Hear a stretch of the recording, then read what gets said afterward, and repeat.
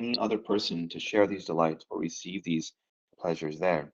The people did not receive any guests.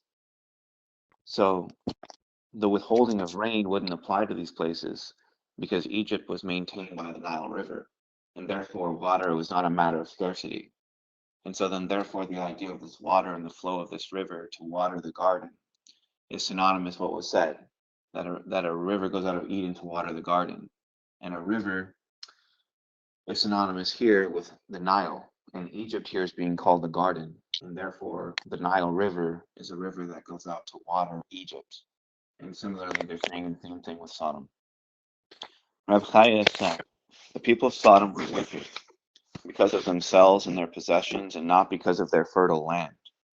This is true, because they refused to give charity. Again, this goes back into the aspect of tzedakah.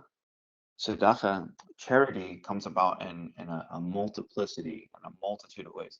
Tzedakah is not always a monetary thing, even though we often think of it in terms of a monetary thing. But in truth, charity or acts of kindness are not limited to just monetary things.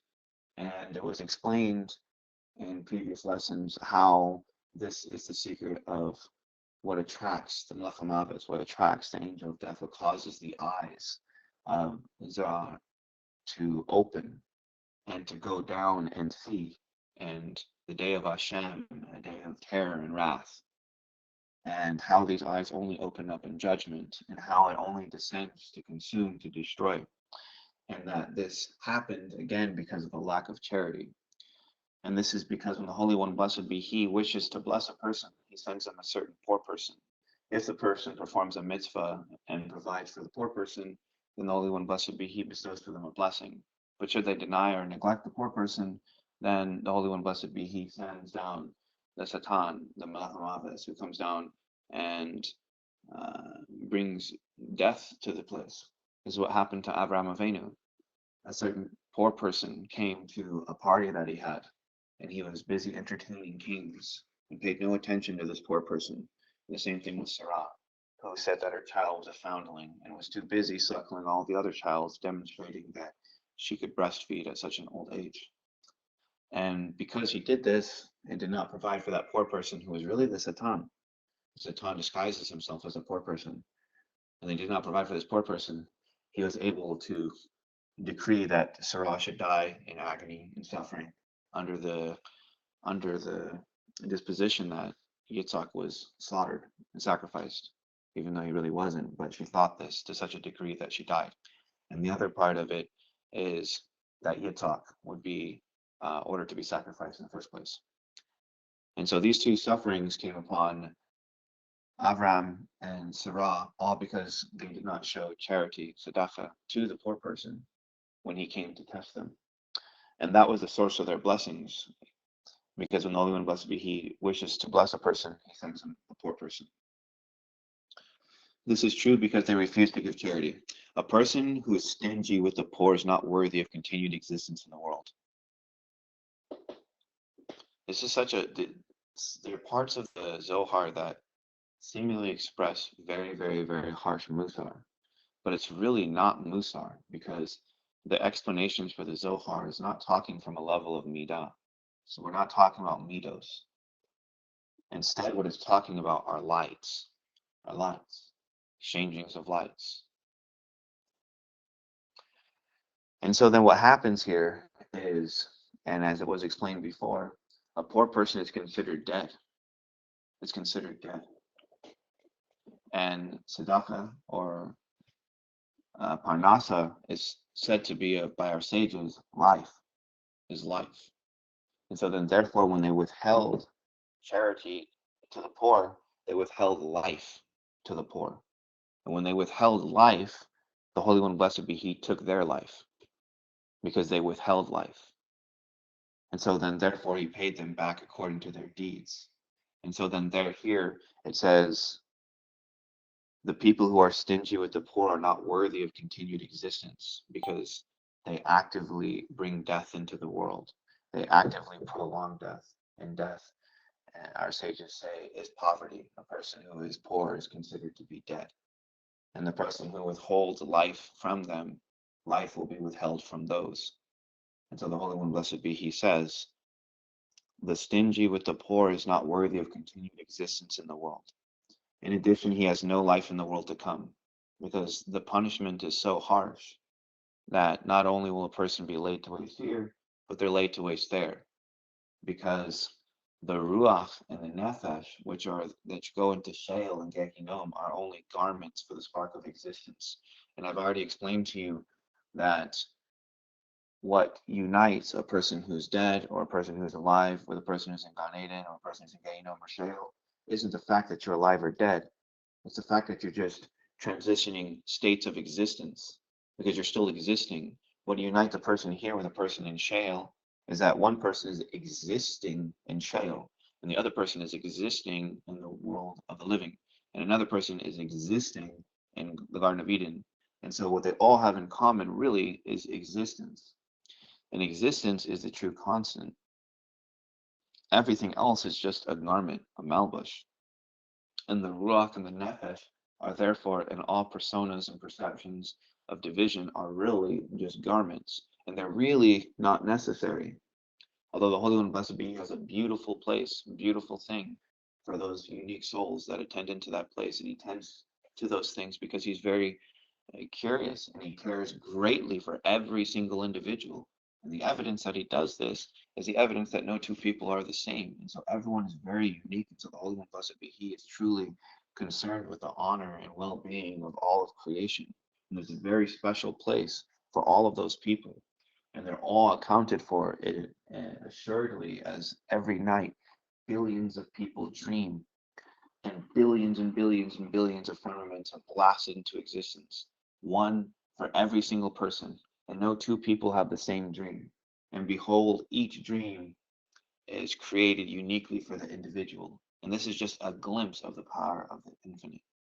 But when it says that they have no life in the world to come, it's because they're considered to be dead in that place, which means they don't go to a place where life is in the world to come, but rather they go into a place where there's mass suffering, no Torah, which all of these things are called, and death. But whoever is good-hearted towards the needy is worthy of existence in the world. This is where our sages said tzedakah saves from death. It saves from death. The reason why it saves from death is because life unto life and death unto death. And so he who lives by the sword dies by the sword. He who brings death into the world, death shall come to him. But he who brings life into the world, life will be brought to him in longevity, prosperity, and abundance. And the world exists because of his merit.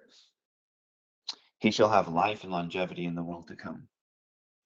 So today's portion is very incredible. I'm going to give you guys another explanation before we go into the conclusion of this matter. Another explanation of the poor is a person that does not have Torah. A person who has zero Torah is called both dead and poor. They're called dead because Torah is called life. And a person who does not have Torah is said to be or considered as dead, even while alive. And in addition to this, they're also called poor because finer than diamonds is the Torah. Greater than all the riches of the world is the Torah. And so therefore, they're not said to have any type of parnasa. And so then, therefore, another explanation of the poor refer to the ignorant, or refer to those who do not have the light. Now, when you come across homeless people, some homeless people are drug addicts, some homeless people are prostitutes, some homeless people are criminals, some homeless people fell on bad times, etc. Which means that there's a spectrum of poor people here. Not every poor person wants to be helped, meaning not every poor person is seeking help. And in the same likeness as a poor person who came to Avraham Avinu and he pushed him away is in the same likeness as if a person who has zero Torah but is sincerely lishma, desirous of Torah, comes to you, then you should assist them because Israel is a light to the nations. And you should bestow life, which is the Torah, to them. But if they're not seeking that, the responsibility is not there. But should the poor person come, understand that the Holy One, blessed be He, has come to test you. And behind every test that God puts in front of you, there is a blessing. And the reason why we don't know that there is a blessing behind every single test is so that the actions performed are not because of the blessing, but rather that the actions are performed lishma, for the sake of the Holy One. So that brings us to our conclusion. There are many different things that are talked about inside of this.